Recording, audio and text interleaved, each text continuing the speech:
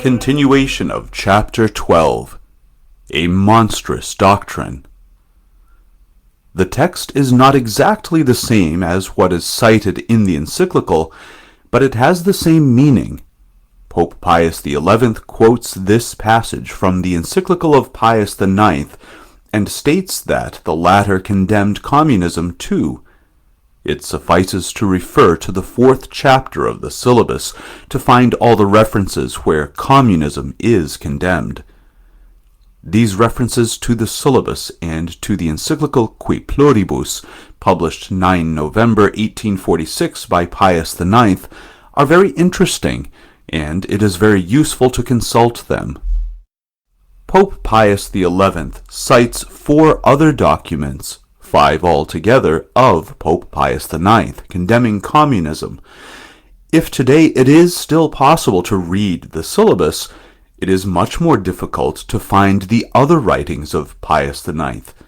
Those of Pope Leo XIII and subsequent pontiffs can still be found, but it is impossible to find those of Pius IX, short of sifting through the used book dealers' stalls. The encyclicals of Pius IX are really extraordinary and admirable because they are still quite topical. It would be good to see them reprinted and circulated so that people could see what was already being said at the time of Pius IX. His writings constitute a kind of extraordinary premonition. Pope Pius XI quotes the encyclical Quod Apostolici Muneris, Against the Errors of the Modern World, published by Pope Leo XIII on December 18, 1878. Quote, Later on, another of our predecessors, the immortal Leo XIII, in his encyclical Quod Apostolici Muneris, defined communism as, subquote, the fatal plague which insinuates itself into the very marrow of human society only to bring about its ruin, end subquote. With clear intuition, he pointed out that the atheistic movements existing among the masses of the machine age had their origin in that school of philosophy which, for centuries, had sought to divorce science from the life of the faith and of the Church. You understand, as a matter of course, venerable brothers, that we are alluding to that sect of men who, under the motley and all but barbarous terms and titles of socialists, communists, and nihilists, are spread abroad throughout the world, and bound intimately together in baneful alliance, no longer look for strong support in secret meetings held in darksome places, but standing forth openly and boldly in the light of day, strive to carry out the purpose long resolved upon, of uprooting the foundations of civilized society at large. They leave nothing scatheless or uninjured of that which human and divine law alike have wisely ordained to ensure the preservation and honor of life. End quote.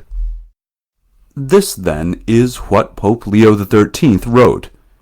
In the next paragraph, Pius XI recalls his own discourses and the condemnations that he has levied against communism. Quote, During our pontificate, we too have frequently and with urgent insistence denounced the current trend to atheism, which is alarmingly on the increase. In 1924, when our relief mission returned from the Soviet Union. End quote. There was a terrible famine in Russia in 1924, and so the Holy See had sent an aid mission, which had been accepted with much difficulty. Its members had to conceal the fact that they were religious. They practically had to disguise themselves as laymen to be able to work there and distribute the supplies and provisions sent by the Holy See to relieve the famine. Quote, We condemned communism in a special allocution which we addressed to the whole world.